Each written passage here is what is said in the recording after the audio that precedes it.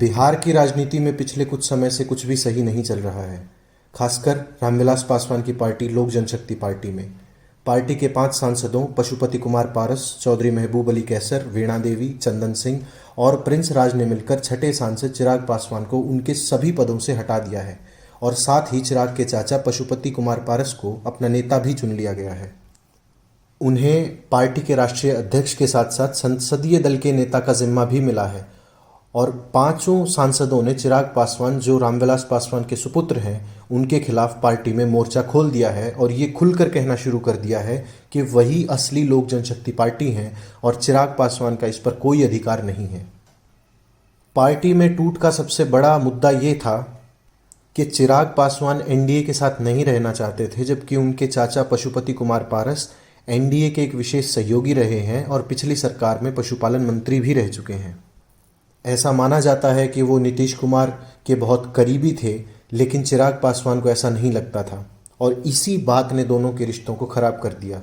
हालांकि चिराग और पारस में बार बार सुलह के प्रयास किए गए, लेकिन एक समय आया जब ये दूरियां इतनी बढ़ गई कि उन्हें पाट पाना बहुत मुश्किल हो गया और चाचा पारस ने चिराग पासवान का साथ छोड़ने की कोशिश की। मीडिया रिपोर्ट्स में बहुत बार ये कहा गया कि पार्टी में चिराग के एकतरफे फैसले लेने से भी पार्टी बहुत नाराज़ थी। इसमें सबसे बड़ा फैसला एनडीए के साथ न जाने का था, जबकि रामविलास पासवान भी ऐसा ही चाहते थे।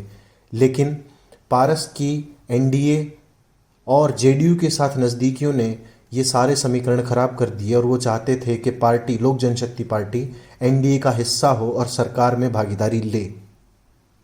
लेकिन इसी के साथ दोनों के रिश्ते बहुत ख़राब होने शुरू हो गए। लेकिन आखिर ये नौबत क्यों आई, क्यों पार्टी को टूटना पड़ा और दरअसल ये पार्टी बनी कैसे थी? पशुपतिनाथ कुमार पारस कौन है? रामविलास पासवान कौन है? चिराग पासवान कौन है? ये राजनीति में कैसे आए? दलितों के इतने बड़े नेता ये कैसे बने? और क्यों इस पार्टी के टूटने से बिहार में दलितों को बहुत बड़ा नुकसान हो सकता है और चिराग पासवान का भविष्य दरअसल बिहार के दलितों के भविष्य के साथ सीधे संबंध रखता है? आइए जानते हैं। ये कहानी शुरू होती है सन 2000 से, जब रामविलास पासवान जनता दल यूनाइटेड से अलग होकर अपनी एक अलग पार्टी बना लेते हैं और कांग्रेस और राष्ट्रीय जनता दल के साथ मिलकर चुनाव लड़ते हैं और लोकसभा की 4 सीटों पर कब्जा कर लेते हैं। इसके साथ ही उन्हें केंद्र में केमिकल और फर्टाइल्स मिनिस्टर बनाया जाता है और साथ ही मिनिस्ट्री ऑफ स्टील भी उनके अंतर्गत आ जाती है। इसके बाद वो मौका आता है जिसने पार्टी को एक नया जन्म दिया। सन 2005 में बिहार असेंबली इलेक्शंस होने थे फरवरी में और लोक जनशक्ति पार्टी ने कांग्रेस और आरजेडी के साथ मिलकर कुछ सीटों पर चुनाव लड़ा, जिसमें से 29 सीटें इस पार्टी ने जीत ली। लेकिन चूंकि ये हंग असेंबली थी और कोई भी पार्टी सरकार नहीं बना सकी, इसलिए दोबारा इलेक्शन होने पड़े और इसके बाद लोक जनशक्ति पार्टी ने अपना जन आधार खो दिया। प्रदेश में राष्ट्रपति शासन लगा और असेंबली को डिसॉल्व कर दिया गया। इसके बाद जो चुनाव हुए उनमें एनडीए विजयी हुआ और नीतीश कुमार को मुख्यमंत्री बनाया गया। लोक जनशक्ति पार्टी ने 203 सीटों पर अपने उम्मीदवार उतारे, लेकिन केवल 10 सीटों पर जीतने में कामयाब रही। 2009 के लोकसभा चुनाव में पार्टी ने राष्ट्रीय जनता दल के साथ मिलकर चुनाव लड़ा, लेकिन ये बहुत खतरनाक कदम साबित हुआ जब पार्टी एक भी सीट नहीं जीत पाई और आरजेडी भी केवल 4 ही सीटों पर कब्जा कर पाई। और लालू यादव ने बाद में कहा था कि ये उनकी एक बहुत बड़ी गलती थी जो उन्होंने यूपीए को छोड़ा और राष्ट्रीय जनता दल और एलजेपी का गठबंधन हुआ। उन्होंने नवनियुक्त मनमोहन सिंह को अनकंडीशनल सपोर्ट दिया और यूपीए गवर्नमेंट में शामिल हुए। एक मौका ऐसा भी आया जब पूरी झारखंड यूनिट लोक जनशक्ति पार्टी की वो कांग्रेस में शामिल हो गई थी, ये कहते हुए कि रामविलास पासवान उन पर पर्याप्त ध्यान नहीं दे रहे हैं और उन्हें इग्नोर किया जा रहा है। इसके बाद हुए 2010 के बिहार विधानसभा चुनाव में पार्टी एक बार फिर से राष्ट्रीय जनता दल के साथ मिलकर चुनाव लड़ती है और वो तब केवल 6.7% वोट यानी कि केवल 3 सीटें जीतने में कामयाब रहती है, जो 2006 से 7 कम थी। इसके बाद आता है रामविलास पासवान का वो कदम जिसके कारण लोग उन्हें मौसम वैज्ञानिक कहते हैं कि वो हवा का रुख भांप लेते थे कि किसकी सरकार बनने वाली है और उसी के हिसाब से पार्टी में शामिल हो जाते थे। लोक जनशक्ति पार्टी ने 2014 में एनडीए के साथ मिलकर चुनाव लड़ा और 7 में से 6 सीटें हासिल की। अब तक चिराग पासवान की एंट्री हो चुकी थी और वो भी चुनाव जीत गए थे। 2015 में हालांकि बिहार विधानसभा चुनाव में पार्टी का प्रदर्शन बहुत अच्छा नहीं रहा। उन्होंने बीजेपी के साथ मिलकर एनडीए के लिए चुनाव लड़ा और 40 सीटों में से जिन पर उन्होंने चुनाव लड़ा था, केवल 2 सीटों पर जीत हासिल हुई, जो 2010 से भी खराब स्थिति थी। 2017 में इसके बाद वो कदम आता है जिसने वर्तमान पार्टी क्राइसिस को जन्म दिया, और वो था पशुपतिनाथ कुमार पारस, जो रामविलास पासवान के भाई हैं। वो नीतीश कुमार कैबिनेट में शामिल हो जाते हैं और उन्हें minister of animal and fish resources बनाया जाता है।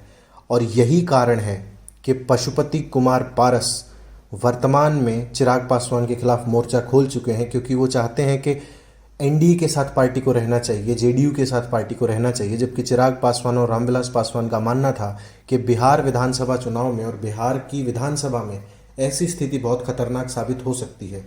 बिहार के जातीय समीकरण भी इसको महत्व नहीं देते हैं कि दलितों का एक नेता जेडीयू में शामिल हो, बीजेपी में शामिल हो, और वो हमेशा राष्ट्रीय जनता दल के साथ सहयोग और गठबंधन करने के पक्ष में रहे थे। लेकिन ये कहानी शुरू कहाँ से होती है? आखिर रामविलास पासवान ने इस पार्टी को कैसे खड़ा किया, कैसे दलितों का एक चेहरा इतना बड़ा बन गया कि वो हर बार केंद्र में मंत्री रहे। बिहार में दलित राजनीति का एक चेहरा जो पूरी राजनीति की चाबी की तरह काम करता था बिहार में। आइए जानते हैं बिहार की राजनीति में पासवान और लोक जनशक्ति पार्टी का उठान कैसे हुआ और कैसे आज एक क्राइसिस की वजह से बिहार के दलित राजनीति को एक ठेस पहुंचने वाली है। रामविलास पासवान अक्सर अपने छोटे भाई पशुपति कुमार को अपना मैनेजर बोलते थे, और चंद्र पासवान को, रामचंद्र पासवान जो उनके और छोटे भाई थे, उन्हें अपना बेटा कहते थे, और दोनों के बीच में करीब 15 साल का अंतर था। ये कहानी बहुत पहले शुरू होती है। जामुनदास, जो रामविलास पासवान के पिताजी थे, उनके 3 बेटे थे और वो बहुत सीमांत और छोटे किसान थे। और रामविलास पासवान ने अपना जीवन भी कच्चे घर से शुरू किया था, जो कोसी में एक छोटे से गांव में था। अक्सर यहाँ पर बाढ़ आ जाया करती थी, खाने पीने का कोई हिसाब नहीं था, स्कूल तो दूर की बात थी, जीवन बसर करना ही एकमात्र उद्देश्य ऐसा लगता था कि रह गया था। लेकिन जामुनदास चाहते थे कि उनके तीनों बेटे बहुत पढ़ें और आगे जाके कामयाब बने। लेकिन 5 परिवार के सदस्यों का केवल 3 बीघा ज़मीन के साथ गुजारा करना बहुत मुश्किल था। लेकिन रामविलास पासवान ने मेहनत की। वो एक लॉ ग्रेजुएट थे और बिहार में डीएसपी की नौकरी उन्हें मिल गई थी। लेकिन रामविलास पासवान इतने पर ही नहीं रुकना चाहते थे। वो राजनीति में आना चाहते थे, लोगों की मदद करना चाहते थे, और इसी के लिए वो आए राजनीति में। 1977 में उन्होंने हाजीपुर लोकसभा सीट से चुनाव लड़ा और जीत गए, और जीते ऐसे कि जीतते ही चले गए। वो 8 बार हाजीपुर से और 1 बार रोसेरा से एमपी रहे, और 2 बार राज्यसभा एमपी भी रह चुके हैं, और कुल मिलाकर 6 बार प्रधानमंत्रियों के कार्यकाल में उन्होंने कार्य किया है। लेकिन जब तक रामविलास पासवान जिंदा थे, उनके किसी भी भाई ने इस तरह की कोई महत्वाकांक्षा नहीं दर्शाई कि वो पार्टी पर कब्जा करना चाहते हैं या रामविलास पासवान को ओवरटेक करना चाहते हैं। ये सारी कहानियाँ शुरू हुई रामविलास पासवान के गुजर जाने के बाद, जब पशुपतिनाथ पारस को लगा कि उन्हें उतनी तरजीह नहीं दी जा रही है जितनी देनी चाहिए, और चिराग पासवान के साथ वो वैसे संबंध नहीं रख पाए जैसे रामविलास पासवान के साथ रखते थे। रामविलास पासवान के बाद पशुपतिनाथ पारस और रामचंद्र ने भी धीरे धीरे राजनीति में अपने कदम रखे और एमपी बनते चले गए। उनके सबसे छोटे भाई रामचंद्र ने 1999 में जेडीयू से लोकसभा का चुनाव लड़ा और रोसेरा सीट से जीत हासिल हुई। इसके बाद हालांकि वो 2009 में समस्तीपुर से चुनाव लड़े और हार गए, और 2014 और 19 में एक बार फिर जीत गए। उनकी 2019 के चुनावों के बाद कुछ ही महीनों में हार्ट अटैक से मृत्यु हो गई, और इसके बाद उनके छोटे बेटे प्रिंस राज ने समस्तीपुर से उपचुनाव लड़ा और वो भी जीत गए। और हाल में प्रिंस राज ही वो व्यक्ति हैं जिनसे चिराग पासवान के मतभेद हुए, और उसके बाद पार्टी में बंटवारा होना शुरू हुआ। पार्टी में दिक्कतें तब शुरू हुई जब रामविलास पासवान ने अपने पुत्र चिराग पासवान को 2013 में राजनीति में आने के लिए उत्साहित किया।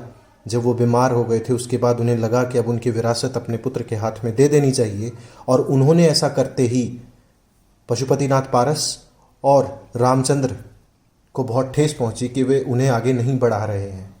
चिराग पासवान एक इंजीनियरिंग ग्रेजुएट थे और बॉलीवुड में काम करना चाहते थे, लेकिन जब कुछ फिल्में नहीं चली, असफल हुए, तो उन्हें वापस आना पड़ा और 2014 में मोदी लहर के कारण और 2019 में एक बार फिर से वो लोकसभा का चुनाव जीत गए। इसके बाद चिराग पासवान ने पार्टी के मैटर्स में बहुत दखलंदाजी करना शुरू कर दिया, क्योंकि रामविलास पासवान ने खुद को साइडलाइन कर लिया था और उन्हें लगा कि अब उनके पुत्र के हाथ में बागडोर दे देनी चाहिए। लेकिन उसके बाद प्रिंस राज से उनके मतभेद हो गए और उनके चाचा से भी कम बनने लगी। इस कारण दोनों में मतभेद होने के चलते अब सब कुछ ठीक नहीं रहा था।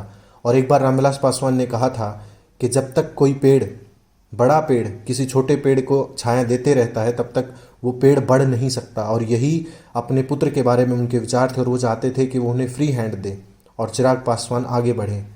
लेकिन ये मतभेदों के साथ आने वाले थे। अब जो लड़ाई है वो मूलतः विचारधारा की लड़ाई है। चाचा पशुपति नाथ पारस चाहते हैं कि वो एनडीए के साथ रहें, जेडीयू के साथ रहें, चूँकि वो नीतीश कुमार के करीबी हैं। और चिराग पासवान चाहते हैं कि दलितों की राजनीति अगर करनी है तो वो अलग रहें, अलग से अपना एक संगठन बनाएं और संगठन में काम कर करके दलितों के उत्थान के बारे में कुछ करें। लेकिन चूंकि विचारधारा से ज़्यादा पदलोलुपता और किसी के साथ व्यक्तिगत संबंध होना आजकल बहुत अहम हो गया है, इसलिए पशुपतिनाथ पारस को साइडलाइन करके चिराग पासवान को लगता है कि वो पार्टी में मेहनत कर सकते हैं और दोबारा एलजेपी को खड़ा कर सकते हैं। हालांकि ज़रूरी नहीं कि कोई पार्टी किसी की बपौती हो, और बिहार के लोग अगर चाहेंगे कि बिहार एक, बिहारी एक, चिराग पासवान का जो नारा है उसको आगे लेकर के जाना है और चिराग पासवान को एक दलित चेहरा बनाना है, उनकी राजनीति करने के लिए मशाल हाथ में देनी है, तो ठीक है। लेकिन अगर वो ऐसा नहीं चाहते हैं तो बिहार की जनता पूर्णतः स्वतंत्र है। वो जिसके हाथ में चाहे अपनी बागडोर दे सकती है, चाहे वो चिराग पासवान हो, पशुपति पारस हो या रामचंद्र के पुत्र हों प्रिंस राज। वो जिसको चाहेंगे वो पार्टी को चलाना चाह सकता है। लेकिन जब तक बिहार के लोग चिराग पासवान को नहीं चाहेंगे, उनका राजनीतिक भविष्य ऐसे ही अधर में लटका रहेगा और ये बिहार के लिए कतई अच्छी स्थिति नहीं होगी। अभी इस कहानी में बहुत सारे मोड़ बचे हैं, बहुत सारी चीज़ें ऐसी हैं जो खुल के सामने नहीं आई हैं, और जब तक वो आती हैं तब तक हम इंतज़ार करते हैं। आपको ये एपिसोड कैसा लगा, अपनी राय कमेंट बॉक्स में ज़रूर लिखें, वीडियो को लाइक कर दें। और अगर आप चाहते हैं कि ऐसी राजनीतिक खबरें आपको लगातार मिलती रहें, उसके लिए ए पॉलिटिकल चैनल को ज़रूर सब्सक्राइब करें। मेरा नाम है अजय कुमार। बहुत बहुत धन्यवाद।